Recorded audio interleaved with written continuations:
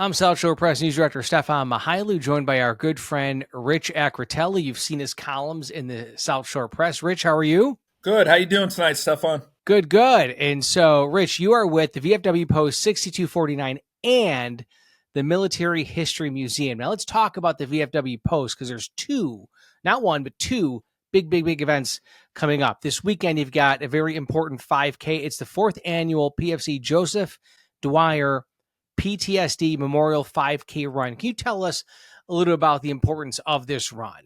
Joseph Dwyer was a soldier that was in Iraq with that iconic figure, the picture of him holding on to the baby in Iraq.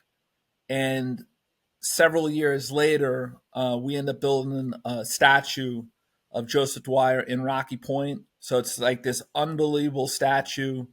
It's on the corner of Broadway and 25A, and it's a very unique statue. It's an unbelievable statue. And, Dwyer, was a peaceful guy. He, was one of the first groups of soldiers in Iraq itself. He came home and he was a totally different guy.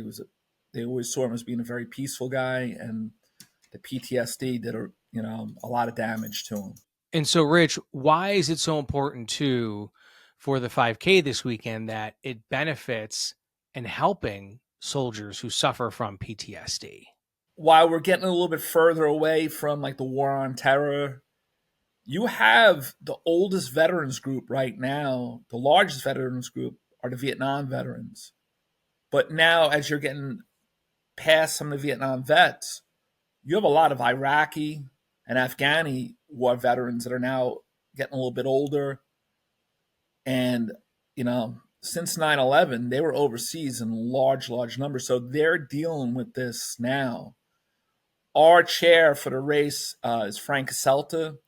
He was a combat medic during the Vietnam War.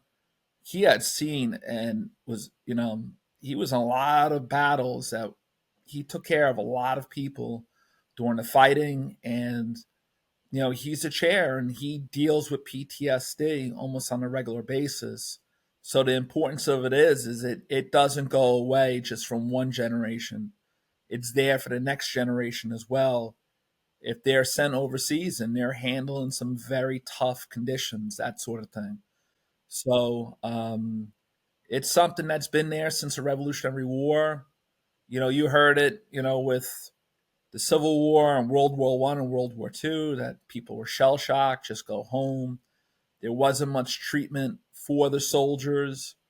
Go home, utilize the GI Bill, buy a house with a white picket fence, but don't talk about any of these things that you experienced as a very, very young American soldier, 18, 19, 20 years old. Problem with that is that they had their whole life to live with these experiences that were extremely difficult. So we want that awareness. We want to support the armed forces. We want to support not only our older veterans, but our younger veterans too, who, they made a lot of sacrifices for this country. So the race is in our fourth year. It's a great race. It's a great course. You could run it. You could walk it.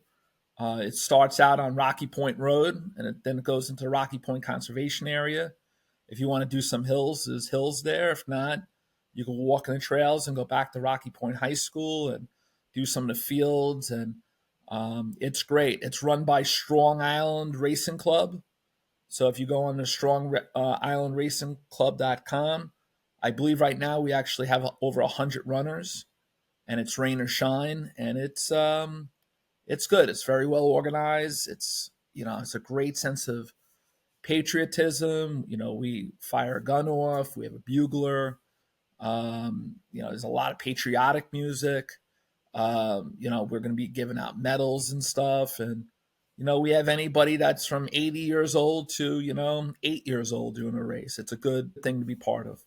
You can also register at Rocky Point High School. The race is Saturday morning, May 31st. You can register at 10 a.m. and then the race starts at 12:30 p.m. And also, Rich, so that's like a big event that's happening for VFW Post 6249. But there's also another big event for when it comes to honoring D-Day. Can you tell us a little bit about that? The VFW is probably one of the most productive posts in New York State, and we do a lot, right? And 2 years ago, we built this military history museum. So it's called the VFW Post 6249, Suffolk County World War II and Military History Museum. It's on 108A King Road in Rocky Point, directly across the street from the VFW. So last year we did a D-Day ceremony. It was great. We had speakers there. We opened up the museum. We had military car clubs there.